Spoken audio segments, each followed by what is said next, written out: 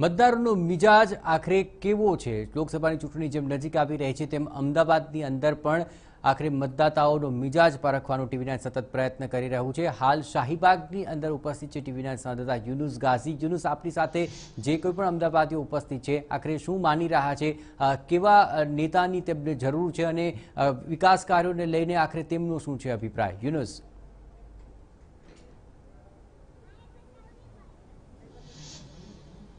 દેશ લોકસભાની ચૂંટણીનું બ્યુગલ વાગી ચૂક્યું છે, તે સાથે જ મતદારોમાં અનેરો ઉત્સાહ પણ છે અને કયા પ્રકારના ઉમેદવારને ચૂંટવો તેની સતત ચર્ચાઓ ચાલી રહી છે।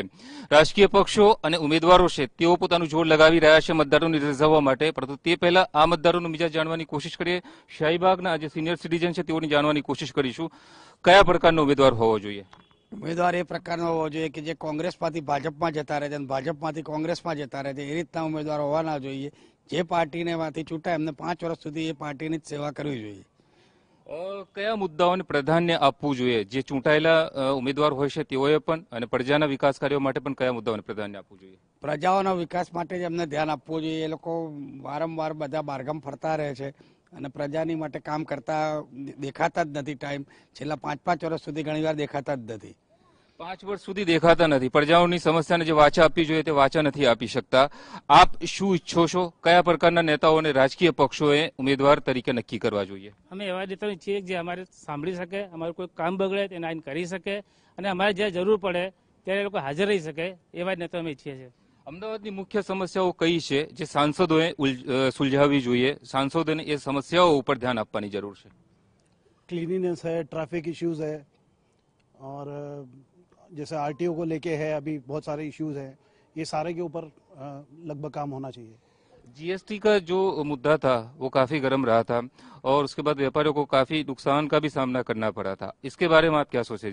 GST is good for us. GST बहुत बढ़िया लागू किया है मोदी साहब ने और उससे किसी को अभी प्रॉब्लम नहीं है। जो थोड़े बहुत उसमें थे उनमें वो कम किया हुआ है टैक्स उसमें, और उसके ऊपर बाकी भी वर्कआउट कर रहे हैं वो लोग। तो GST is good for Gujarat. नोटबंदी का मुद्दा भी था, उसके लिए लोग काफी परेशान हुए थे और उसके लगता था कि मोदी सरकार को या भाजपा को परेशानी हो सकती है। आप क्या मानते हैं? बिल्कुल नहीं हुई उससे। ये तो खाली एक प्रोपेगेंडा किया हुआ था नोटबंदी को लेके।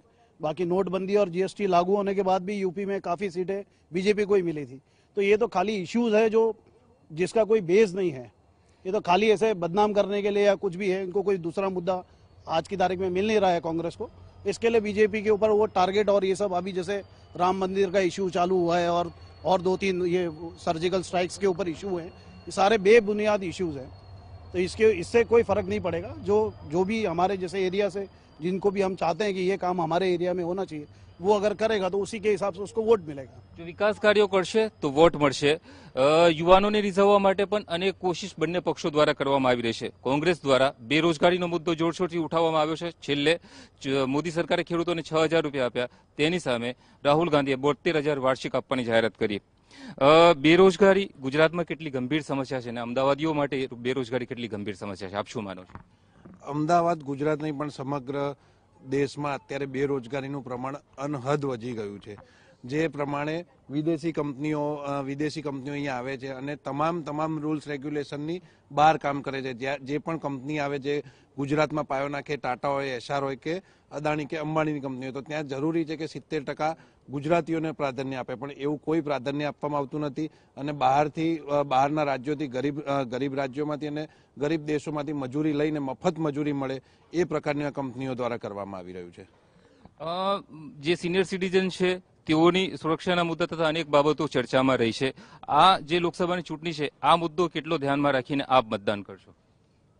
सबसे पहले तो बहनों की सुरक्षा, सीनियर सिटीजन की सुरक्षा और उसके साथ में ट्रैफिक की जो समस्या है उसका हल बहुत होना जरूरी है।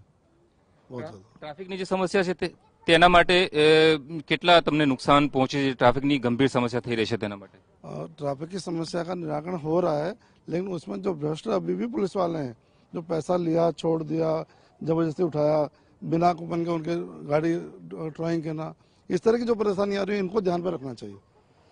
બહેનોની સુરક્ષાનો પણ અમદાવાદ શહેરમાં ગંભીર મુદ્દો છે। આપણી સાથે જે કેટલીક મહિલાઓ છે તેઓની સાથે વાત કરવાની કોશિશ કરીશું કે અમદાવાદ શહેરની અંદર સુરક્ષાનો મુદ્દો કેટલો ગંભીર છે અને સુરક્ષાની જરૂર છે કે કેમ? ના, સુરક્ષા એટલું બધું ગંભીર અમદાવાદમાં છે નહીં. અડધી રાતે પણ બહેનો બહાર જઈ આવી શકે છે, એટલે એ તો બહુ સરસ છે. અને મોદી જ્યારથી આ રાજ કરે છે ભાજપમાં, ત્યારથી અમારા અમદાવાદમાં તો આવી કોઈ તકલીફ છે નહીં. આ હતા અમદાવાદના શાહીબાગના જે રહીશો છે તેઓનો મિજાજ, અને તેઓ શું માને છે તે જાણવાનો અમે કોશિશ કર્યો છે. આવતીકાલે નવા વિસ્તારમાં એક નવા લોકો સાથે ફરી મળીશું. ત્યાં સુધી રજા આપશો. નમસ્કાર.